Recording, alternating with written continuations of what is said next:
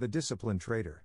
Developing Winning Attitudes. Mark Douglas, New York Institute of Finance. Foreword. My unique position in the financial community has allowed me the rare opportunity to talk to and question thousands of traders, brokers, and trading advisors since 1979.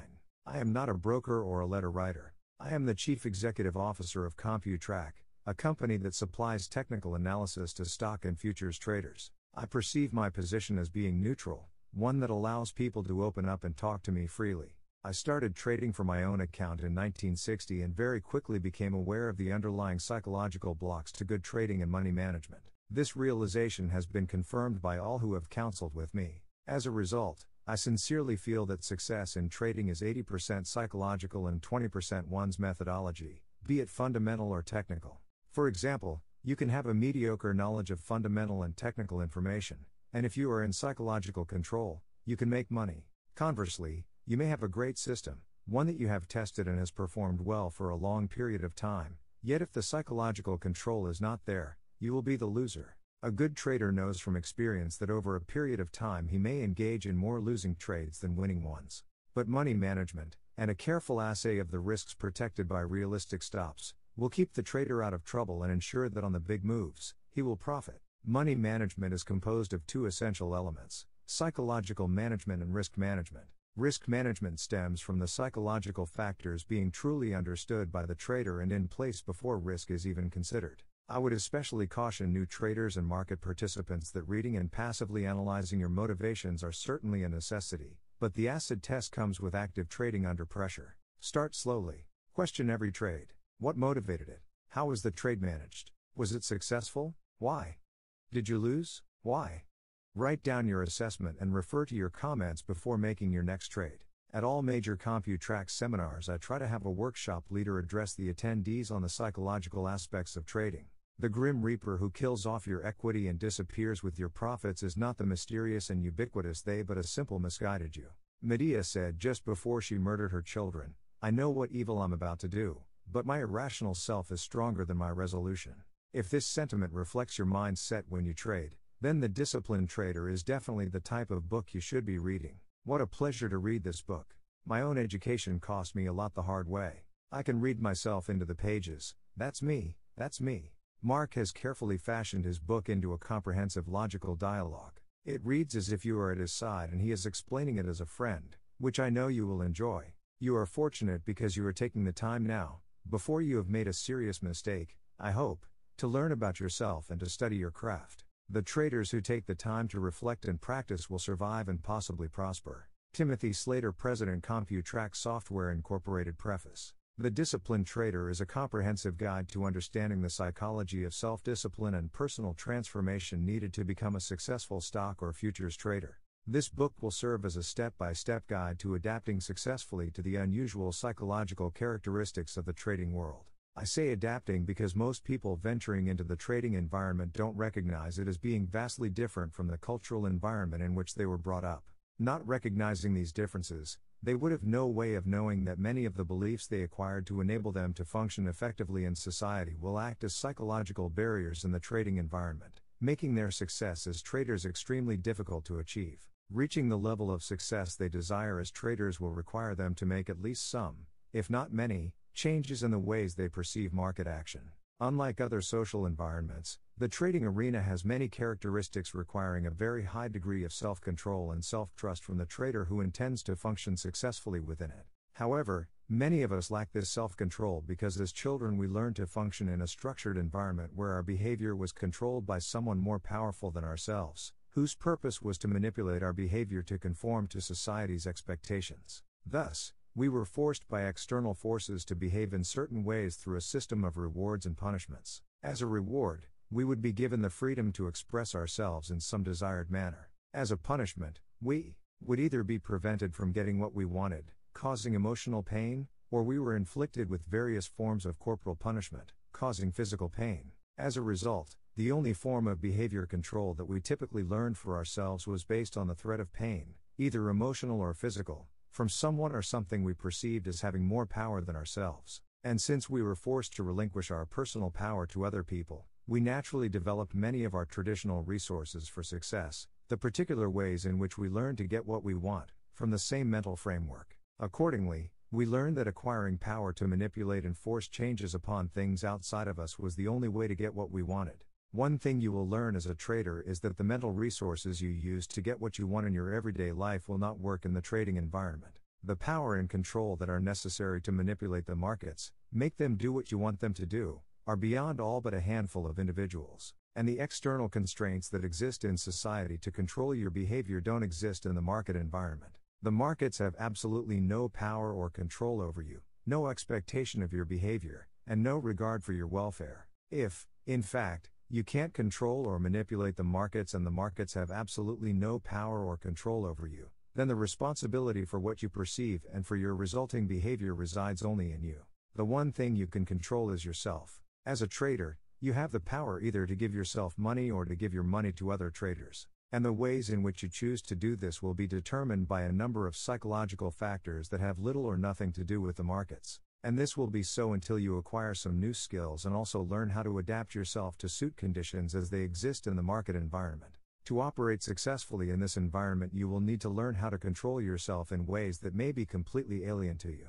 You will also have to learn how to grant yourself the mental freedom to shift your perspective to notice alternative possibilities to getting what you want in the trading arena, regardless of your expectations of how you are going to get it. There are only a few traders who have come to the realization that they alone are completely responsible for the outcome of their actions. Even fewer are those who have accepted the psychological implications of that realization and know what to do about it.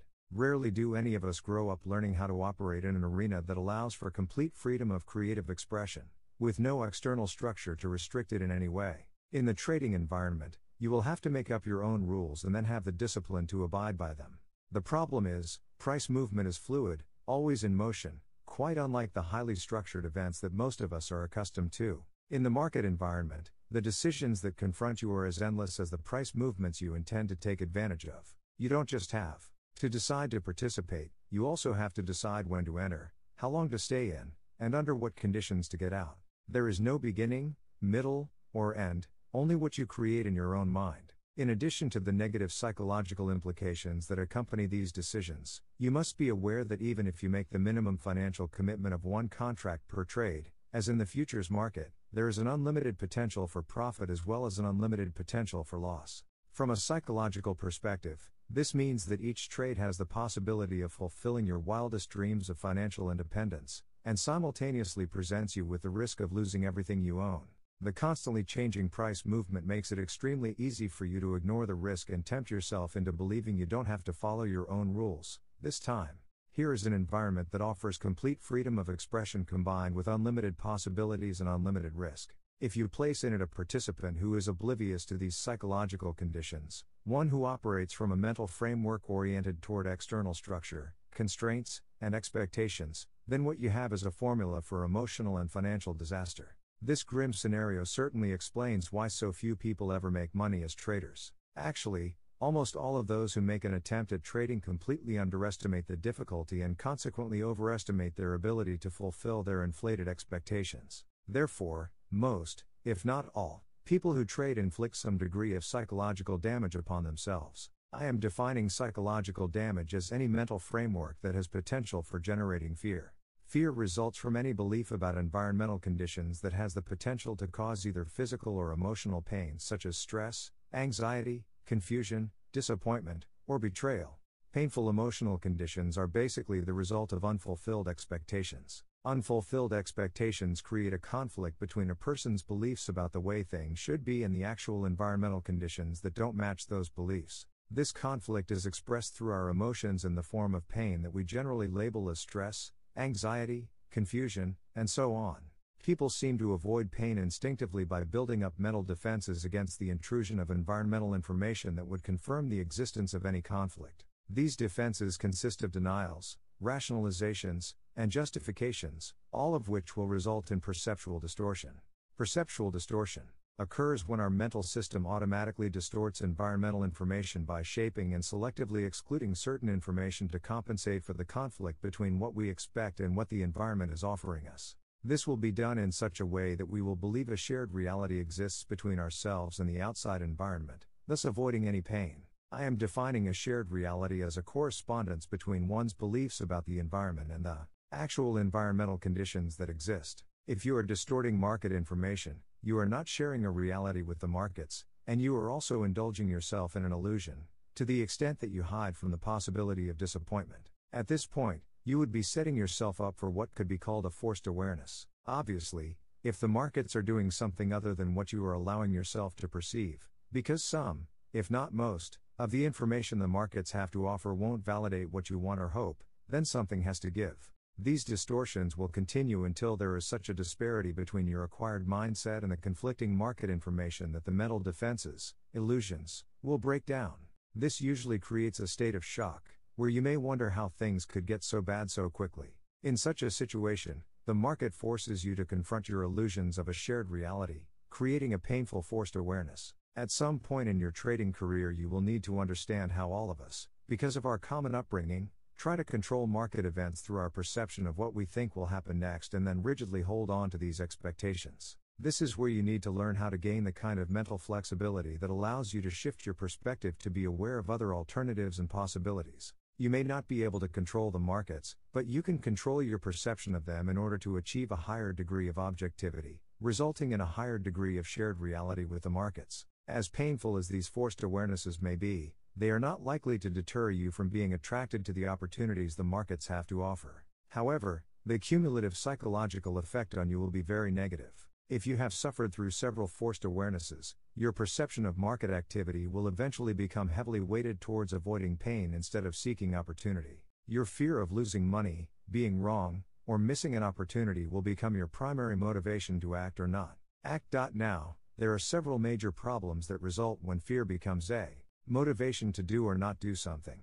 First, it will limit your range of perceived opportunities by narrowing your focus of attention, keeping it on the object of your fear. This means that out of all available market information, you will only perceive information that will, in effect, validate what you fear the most. Your fear will systematically exclude from your awareness market information that would indicate the existence of other alternatives and opportunities. As you begin to understand the negative relationship between fear and perception, you might be surprised to learn that in your attempts to avoid losses, you actually create them.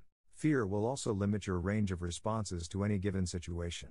Many traders suffer considerably when they know exactly what they want to do, but, when the moment to execute arrives, find themselves completely immobilized. Before anyone can become successful in an environment with the unstructured character of the trading environment, one needs to develop a supreme sense of self-confidence and self-trust. I am defining self-confidence as an absence of fear and self-trust, knowing what to do at the moment it needs to be done, and then doing it without hesitation. Any hesitation will only create self-doubt and fear. To whatever degree self-doubt exists as a state of mind, to that same degree you will feel fear, anxiety, and confusion. The negative experiences that result from trading in a state of fear, anxiety, and confusion will create or add to an already existing belief of inadequacy and powerlessness. Regardless of how hard any of us may try to hide from others what is going on, we obviously can't hide our results from ourselves. If the market's behavior seems mysterious to you, it's because your own behavior is mysterious and unmanageable. You can't really determine what the market is likely to do next when you don't even know what you will do next, regardless of what you may perceive or want. The few successful traders who have, in some way, transcended these psychological obstacles have been generous with their one-line gems of trading wisdom. Learn to take a loss. Go with the flow. The trend is your friend. Cut your losses and let your profits run. To know the markets you need to know yourself, and on and on. The disciplined trader fully explores, breaks down, and then organizes the psychological components of this advice into a step-by-step learning process, a process that takes you through the various stages necessary to orient yourself successfully to the trading environment. This book will explain to you what skills are necessary, why you need to understand them, and most important, how to go about learning them. This book is organized in 4 sections. The first consists of the first 2 chapters and serves as an introduction. The second consists of chapters 3 through 8 and defines the problems or challenges of becoming a successful trader. The third section consists of 6 chapters that will give you the basic insight you will need to identify what has to be changed in your mental environment and what you can do to change it. The fourth section consists of chapters 15 and 16, which put everything together into a unified framework to develop specific trading skills. You will learn how to observe market action from an objective perspective, determine where you need to limit yourself, and establish the steps you will need to take to expand those limitations in a productive and psychologically healthy way.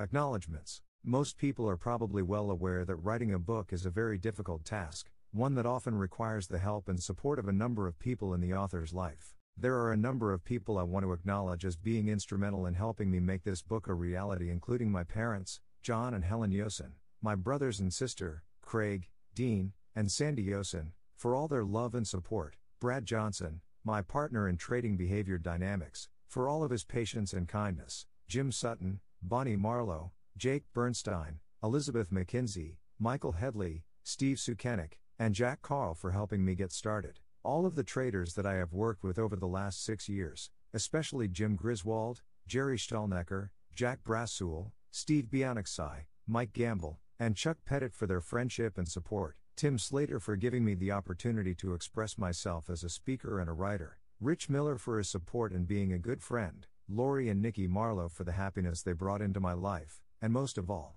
my friend and fellow author Kurt Leland for everything he has taught me and for showing me the way. Introduction. Chapter 1.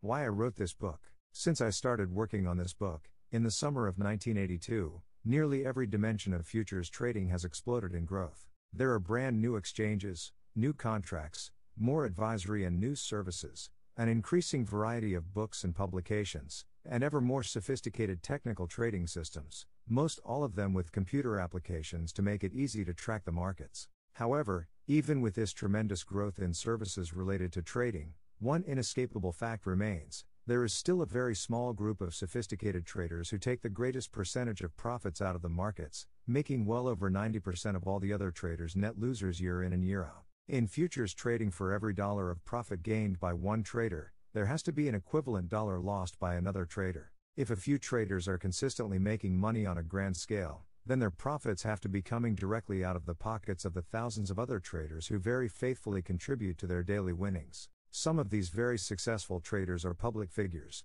but most are only known in the Chicago or New York areas. Needless to say, everyone wants to know what they do and how they do it. There must be a difference between these two groups of traders, the small minority of winners and the vast majority of losers who want to know what the winners know. The difference is that the traders who can make money consistently on a weekly, monthly, and yearly basis approach trading from the perspective of a mental discipline. When asked for their secrets of success, they categorically state that they didn't achieve any measure of consistency in accumulating wealth from trading until they learned self-discipline, emotional control, and the ability to change their minds to flow with the markets. First, I want to point out that self-discipline, emotional control, and learning to change one's mind after making a commitment are all psychological issues that have nothing to do with news services, advisory services, new exchanges, or technical or fundamental trading systems, computerized or not. Second, from my trading experiences, observations, and research, I have discovered that all traders, both winners and losers,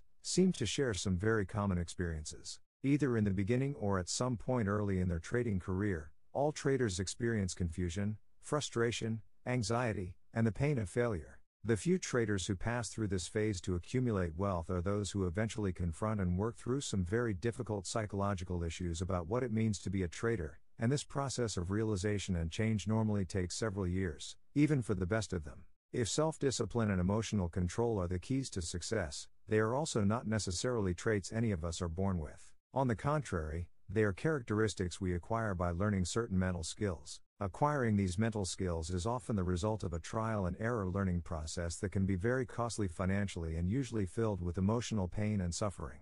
The biggest problem with a trial and error approach in trading is that most people lose all their money before they get through the process, and other traders who have enough money to keep on trading never fully recover from the effects of the psychological trauma they have inflicted on themselves to ever learn how to trade successfully on a consistent basis. This leaves only a relatively small number of people who make it. All the great traders, both past and present, have found it very difficult to explain what it is they do, how they do it, and more important, the progression of steps they took to get where they got.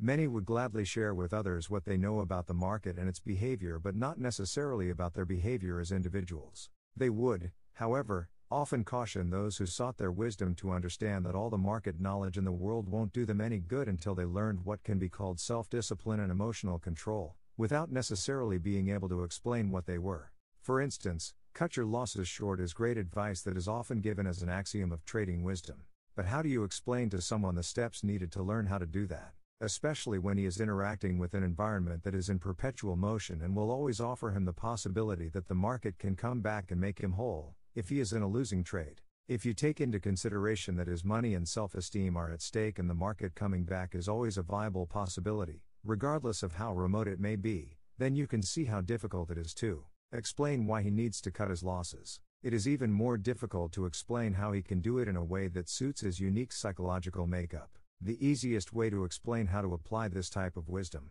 without actually explaining it at all, is to say, well, if you want to be a successful trader, you need to learn self-discipline and emotional control. I don't believe this type of vague advice was intentional, however, for principally two reasons. First, self-discipline and emotional control are abstract concepts that are not easily explained or understood. We all hear or read the words a lot, but ask anyone you know to define either of these concepts, and you'll probably get a blank stare. Second, today's successful traders started out their journey without maps, signposts, or guidelines or the benefit of knowing exactly where they had to end up, from a psychological perspective, to accumulate their fortune. They had to explore the trading world through a means of self-reflection and readjustment that was very demanding and time-consuming. One could say they more or less stumbled through it, learning from each mistake, many small and others that were devastating both financially and emotionally. At some point, they probably realized that something about themselves had changed because the normal kind of market activity that once had a very negative emotional impact on them, like anger, stress, anxiety, and fear, just didn't have that same effect any longer. They must have gained some measure of confidence in themselves to respond appropriately to all possible market conditions, because there is a direct correlation between a person's level of confidence and the negative emotions mentioned. Confidence and fear are states of mind that are similar in nature, only separated by degree. As a person's level of confidence increases, his or her degree of confusion, anxiety, and fear dissipates proportionately. This confidence would naturally develop as people learn to trust themselves to do whatever needed to be done, without hesitation. As a result of this kind of self-trust, they would no longer need to fear the seemingly unpredictable and erratic behavior of the markets. However, the main point I am making here is that the process of change that took place was in the mental environment and psychological makeup of each individual trader. The markets didn't change, the tools that were used didn't change, the trader did. Now, when traders go through a transition in their personal development and learn a new skill on a trial and error basis, it is unlikely that they would keep a detailed record of the steps to that learning process, especially if that process was characterized by pain, anxiety, and frustration. Obviously, if someone doesn't know exactly how they acquired the skills they now have, then, naturally, it would be extremely difficult for them to explain to someone else how they got them. Besides, when it comes to trading, once someone is making the kind of money he had always dreamed of, there isn't much incentive to spend the time and energy necessary to break down these abstract skills into an effective learning process from which others can derive some benefit. Developing educational programs to explain how to become a successful trader requires a completely different set of skills from the skills necessary to be a trader. As will be explained in a moment, the learning process and the kind of personal transformation that was necessary to enable me to write this book was distinctly different from the kind of learning process I experienced as a trader to realize why a book like this needed to be written. One learning process was chosen and the other was forced. What I mean by forced is, I had to lose my house, my car, and practically everything else I owned to learn some of the ways in which I needed to change my perspective to operate in the trading environment effectively. Losing all my possessions was a complete life-altering experience, an experience that taught me a lot about the nature of fear and the debilitating effects it has on a person's ability to trade effectively. The kind of insight I gained as a result of this experience is the type of learning process I call a forced awareness. This is where the nature and characteristics of the environment I was operating in were much different from what I believed they were, first out of ignorance, and because I put up mental defenses to block my perception of certain information. Eventually I was forced by the markets to acknowledge many things about myself that I otherwise wouldn't consider. When all the external symbols that represented a major part of my identity were gone, I didn't have any other choice and was forced to perceive myself in new and different ways. These events occurred in March 1982. At the time, I was an account executive with Merrill Lynch Commodities at its Chicago Board of Trade office. Less than a year before, in June 1981, I moved from the suburbs of Detroit where I was enjoying, at least financially, a very successful career in commercial property and casualty insurance. I left Michigan and success to move to Chicago and be a trader. I went to work for Merrill Lynch because I didn't have enough money to buy a seat at the Board of Trade or the Chicago Mercantile Exchange and didn't know that you could lease seats at that time. I had an expensive apartment on the Gold Coast of Chicago and a Porsche. I was maintaining a house in an affluent suburb of Detroit that my girlfriend and her 2 daughters were living in, and I was driving or flying back and forth between the 2 cities almost every weekend to visit them. I was under extreme financial pressure to succeed because my lifestyle expenditures were far and away in excess of what I could afford. Unless I made it big as a trader, it would be very hard to reconcile some of the decisions I made to put myself in that kind of a situation. By the time I moved to Chicago, I had already been trading for over 2 years. Twice, before moving, I lost all my trading capital. Of course, I would quickly save up and start again. My brief periods of success and few winning trades were enough to justify that I continued trying. Once I was very close to making over $250,000 on a trade, but I pulled out of it just before the big move. This devastated me, but I also became completely hooked on trading and even more determined to be successful. From that experience, I decided to buy all the books I could get and attend all the seminars I could afford. Something stated in virtually all the books I read was that it is very difficult to learn how to trade or sustain any success if one is under a great deal of financial pressure, meaning don't expect to become a successful trader if you have limited trading capital or if you are trading with money you can't afford to lose. I was obviously violating both these rules because I had very little trading capital relative to my lifestyle that I absolutely could not afford to lose. Also, I had a lot of other evidence that the odds were not exactly in my favor. I came to Chicago because I believed that if I could get close to the action and meet people who knew how to trade, I could then learn from them. I was in for a very rude awakening. I was at Merrill Lynch Commodities, its second largest commodity office, with 38 account executives. At first I was shocked to find out only one of the account executives had any experience trading his own money. Then I was further shocked to learn that none of these account executives had any customers who were making any money. In fact, the typical customer lost his original stake within an average of 4 months. My next major disappointment came when I began to meet and make friends with as many floor traders as possible, believing that if the guys up in the offices don't know how to make money, the floor traders certainly must. Again, I found the same conditions that existed up in the offices. Other than a handful of floor traders who had a reputation and a mystique that everyone seemed to be in awe of, I couldn't find one person who was making money consistently, who wasn't confused or knew what he wanted to do and then did it, without first having to ask everyone around him for confirmation that he was doing the right thing. I am not implying that I didn't meet traders who at some point in the day hadn't made money. They just couldn't keep it. I knew many traders who could make $2,000 or $3,000 the first couple of hours of trading, but they would always lose it back, plus more, a short time afterward. Everybody seemed to be suffering from the same kinds of problems and mistakes that nobody really recognized as problems. Obviously, the nature of the markets made it easy not to have to confront anything that otherwise might be perceived as a problem because the next trade always had the possibility of making everything else in one's life seem irrelevant. Why deal with anything if the next trade can make you rich? All the traders I knew, including myself, were affected by this type of big trade mentality. In fact, my big trade mentality was so pervasive that I would refuse to take profits of $500 or $750 in many trades even when I knew that's all there was to be made. This may sound absurd, but I wouldn't take profits of such small amounts, because, at that time, it felt as if the market was insulting me by offering such paltry sums compared to what I needed or expected.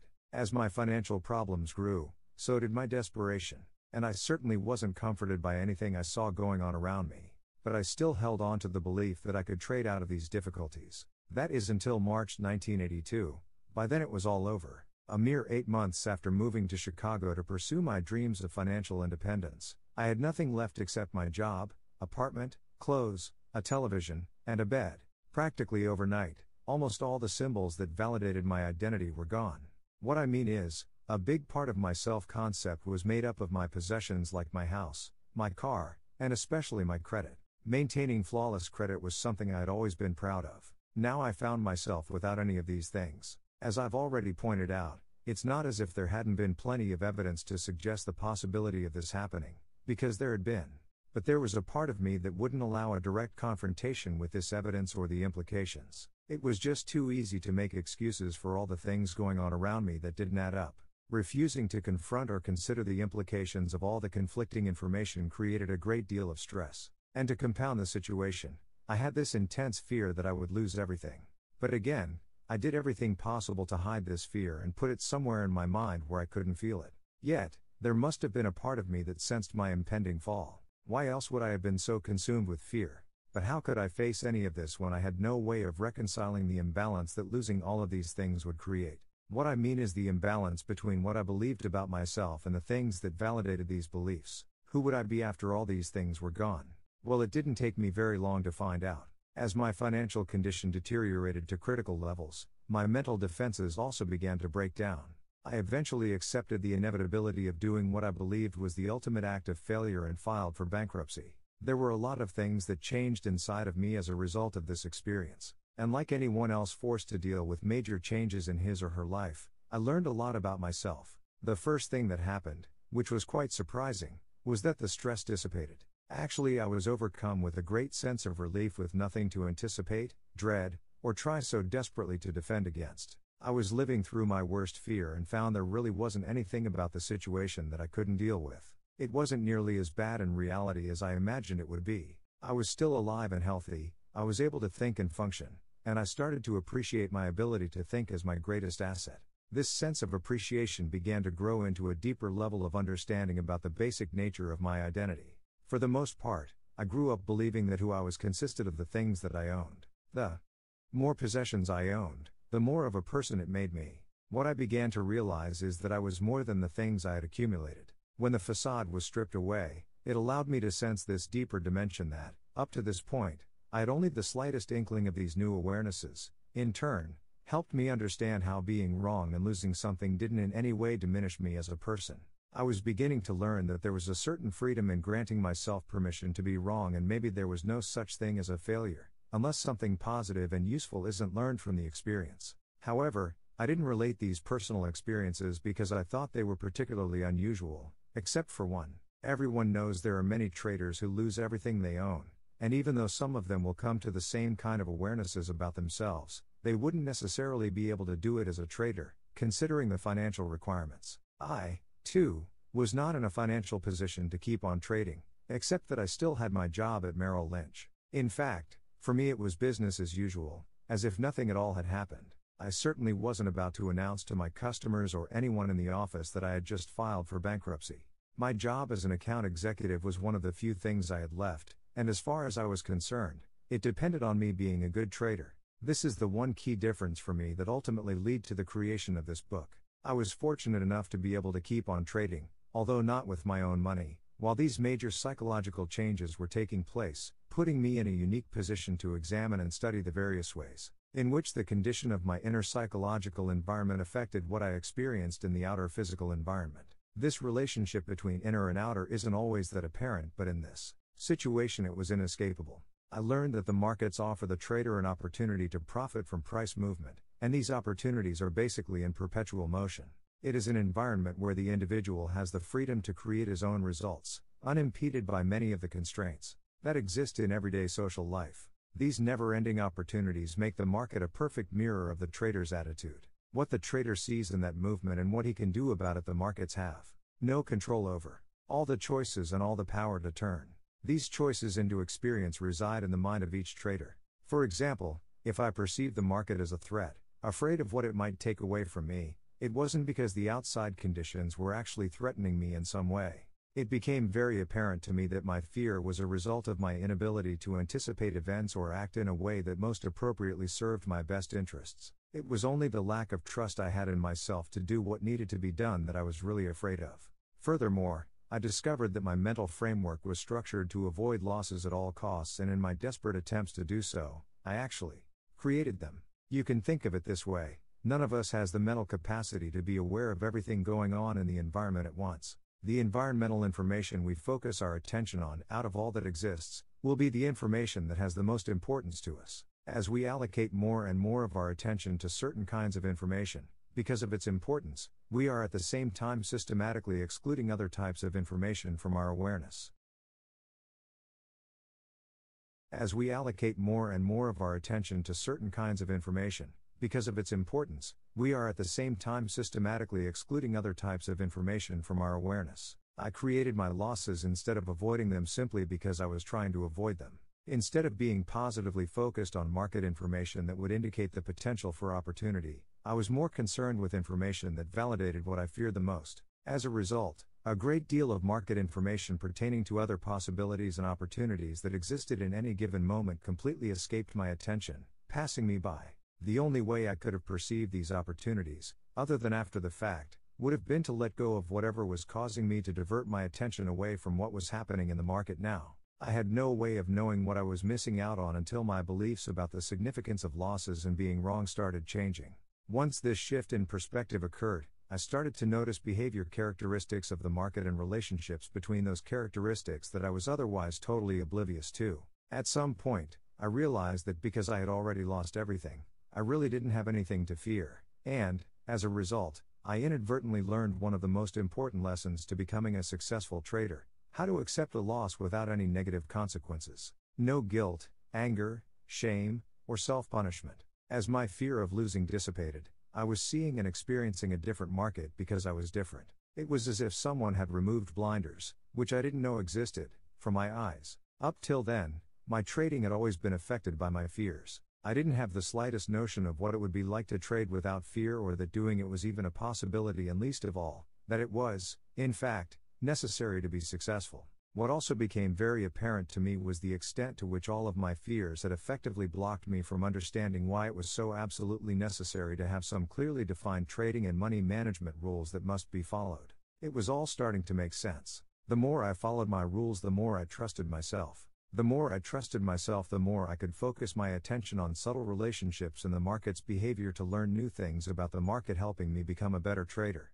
Eventually, I could gauge the positive effects these new attitudes had on my ability to shift my perspective and flow with the markets. The less I cared about whether or not I was wrong, the clearer things became, making it much easier to move in and out of positions, cutting my losses short to make myself mentally available to take the next opportunity. By June 1982, I was starting to make consistent money from my customers who relied on me for their trades. Not a lot of money by most traders' standards, but steady. I was having winning days that were turning into winning weeks and months. Then sometime in August 1982, I thought of writing a book, or at the very least developing a seminar to explain to other traders what I had discovered for myself. In the area of education, there was a definite void in the market. There really wasn't any material that addressed trading psychology at a deep enough level of insight to effectively help someone understand why success was so elusive. I wrote this book to address what I believe is a critical need for people who want to trade the futures of stock markets: to have an organized, systematic, step-by-step approach to learn the mental skills necessary to accumulate wealth as a trader.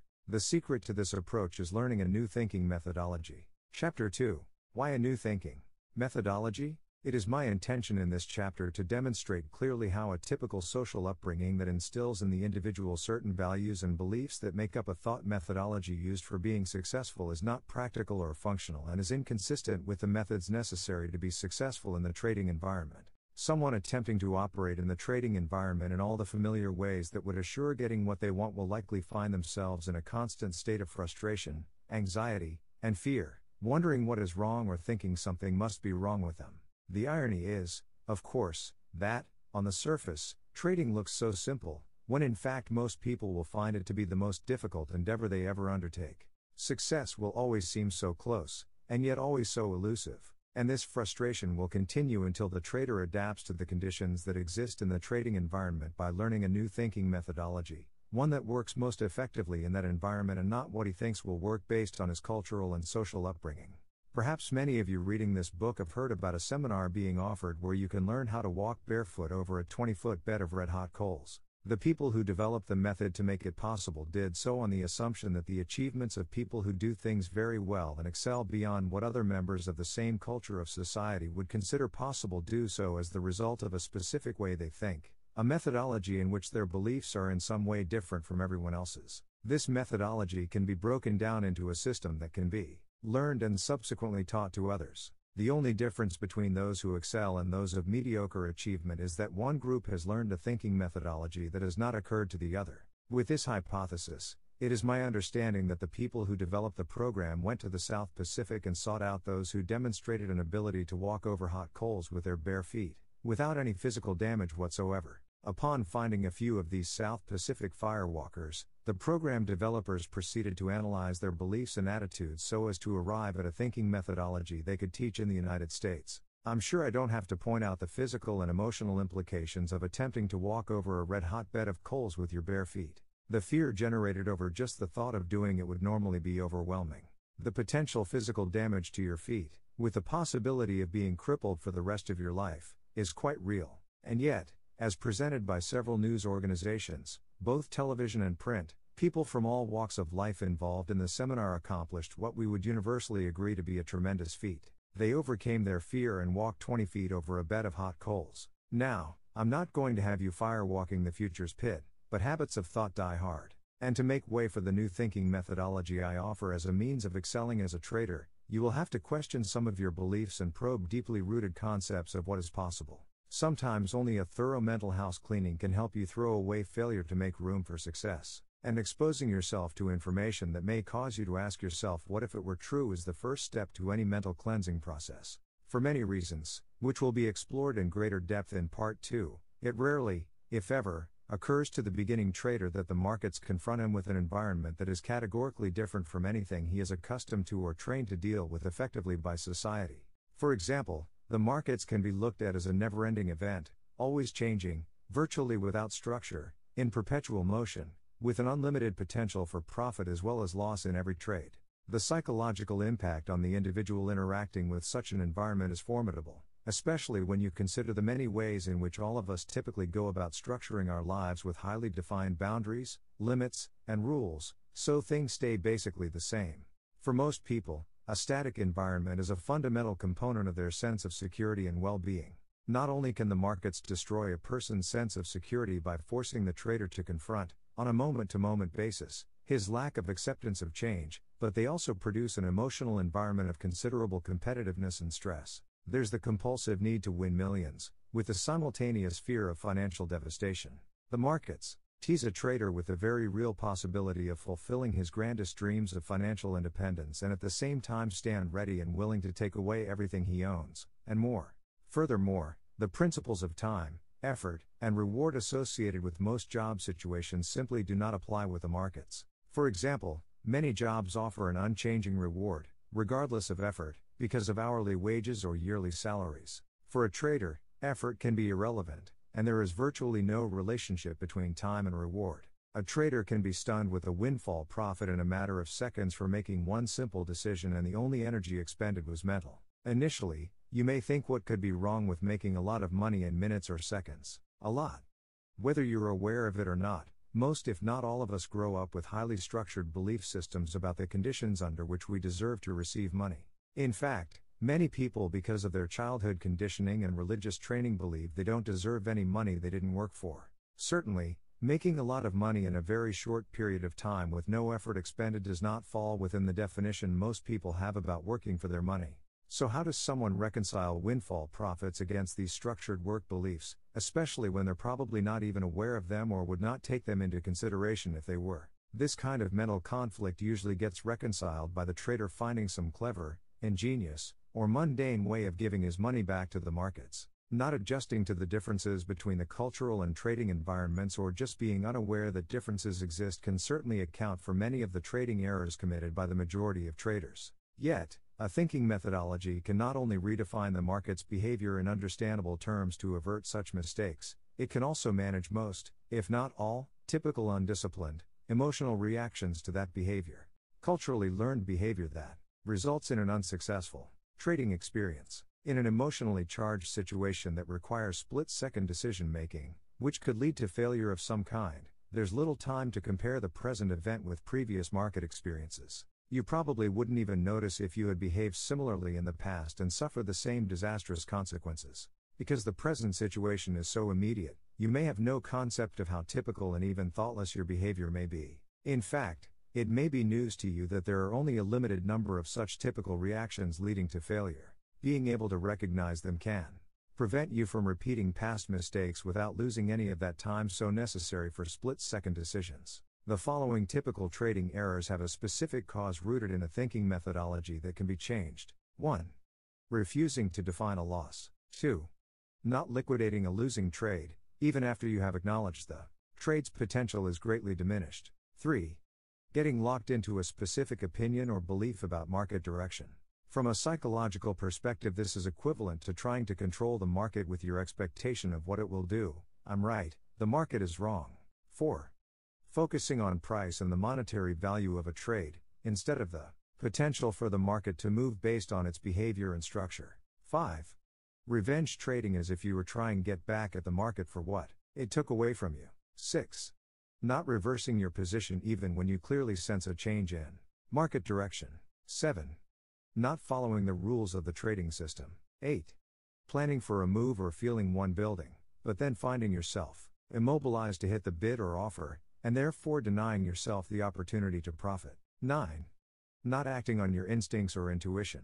10. Establishing a consistent pattern of trading success over a period of time, and then giving your winnings back to the market in 1 or 2 trades and starting the cycle over again. Skills to be acquired.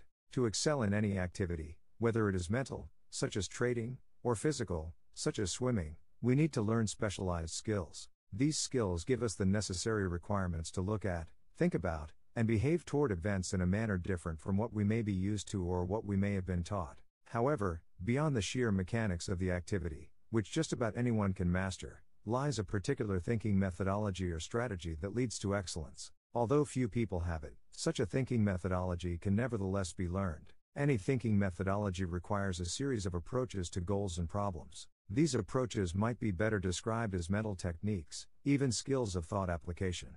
For example, one such skill might be the ability to identify those conditions that are conducive to making a common trading error before it actually happens. Other techniques or skills include 1. Learning the dynamics of goal achievement so you can stay positively focused on what you want, not what you fear. 2. Learning how to recognize the skills you need to progress as a trader, and then stay focused on the development of those skills, instead of the money, which is merely a byproduct of your skills. 3. Learning how to adapt yourself to respond to fundamental changes in market conditions more readily. 4. Identifying the amount of risk you're comfortable with, your risk comfort level, and then learn how to expand it in a way that is consistent with your ability to maintain an objective perspective of market activity. 5. Learning how to execute your trades immediately upon your perception of an opportunity. 6. Learning how to let the market tell you how much is enough, instead of assessing the potential from your personal value system of how much is enough. 7. Learning how to structure your beliefs to control your perception of market movement. 8. Learning how to achieve and maintain a state of objectivity. 9. Learning how to recognize true intuitive information and then learning how to act on it consistently. How is this different from a trading system? Trading systems give us a way to define, quantify, and categorize market behavior. Since the markets offer traders a seemingly infinite combination of behaviors, all with their corresponding opportunities and risks, it is easy to understand how our minds can become overwhelmed. Trading systems limit the scope of market behavior, and therefore make this activity a little easier for our minds to manage. They also give us direction and suggestions about what to do in a given market situation. Without them, traders could easily feel as if they are floating aimlessly in an endless sea of possibilities and opportunities with no land in sight. Since trading systems define opportunity and offer suggestions, following these suggestions can lead to the development of skills, even though as suggestions they merely point the way for your awareness to be directed. A true skill not only points the way, but almost automatically begins to direct awareness as well. And a thinking methodology controls the selection of which skills should be used and when.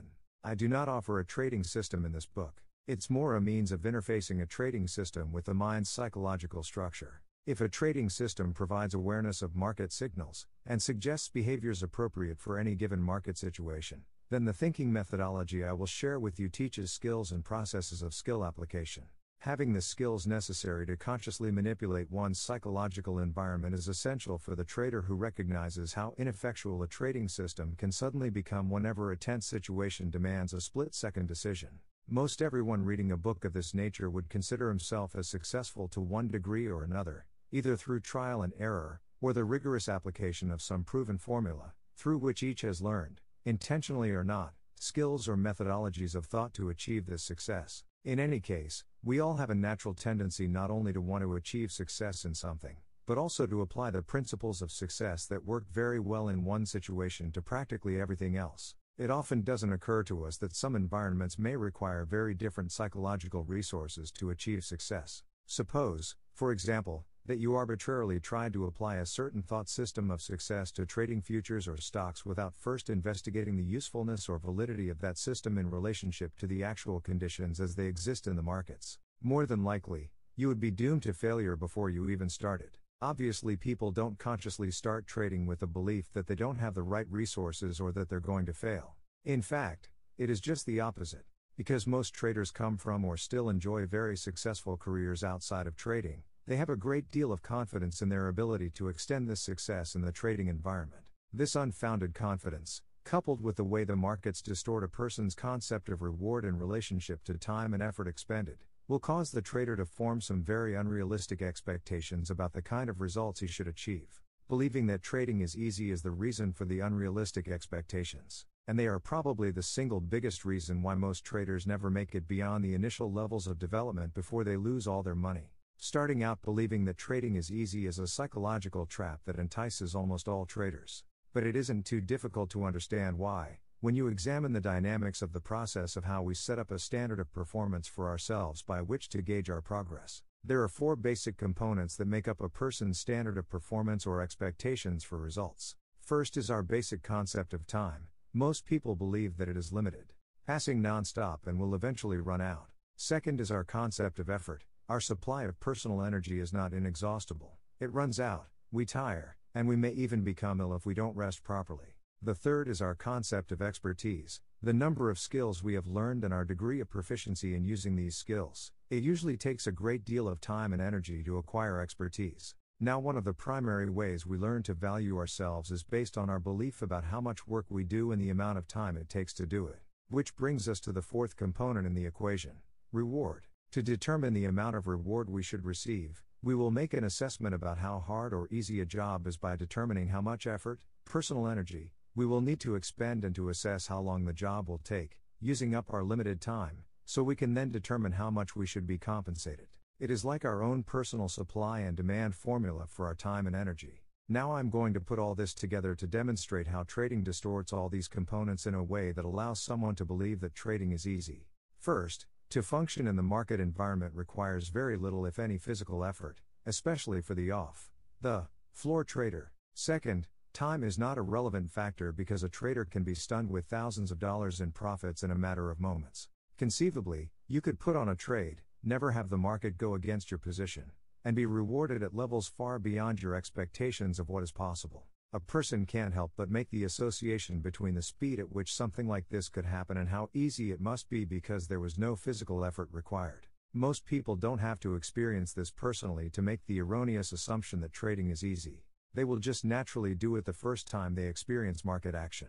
They will assume that they would have been a buyer at some low point and held on to liquidate the trade for a profit. Even if it's just for a couple of ticks, invariably they will multiply those ticks by several contracts to come up with these mental windfall profits for themselves. These profits could represent an exotic trip, a dream car, or thoughts of financial independence. Then they will compare how long and how hard they normally have to work to get the same amount of money, and what will result is a completely erroneous conclusion that trading is easy. The problem is that it is almost impossible for the beginning trader to make a reasonable assessment of the level of expertise that is required to function in the trading environment, like learning to limit oneself in an unlimited environment, when possibly for the first time in the trader's life he has the freedom to express himself creatively without any social constraints, or the amount of the time it takes to acquire this expertise, especially when it looks as if the profits should just roll in so easily and so fast. These kinds of assumptions will blind the trader to the true nature of the endeavor. Time is certainly a factor in learning to perceive opportunity or learning how to execute one's trades flawlessly.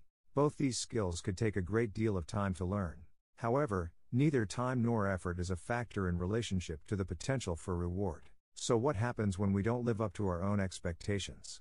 Especially, when most everyone starts their trading career thinking it's a piece of cake and that they're only moments away from fulfilling their financial dreams. Regardless of how long it may take any individual to admit that he's not making it, the experience is painful and invariably generates feelings of inadequacy, guilt, and even shame.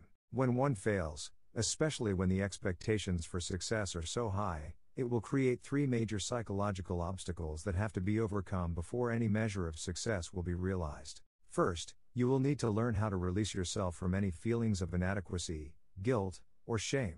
Second, you will need to learn how to identify and repair the residual psychological damage caused by the emotionally painful experiences, because painful experiences have the potential to generate fear. Finally, you will need to undo any inappropriate trading habits and learn the appropriate skills that will help you eventually to accumulate the wealth you desire from trading.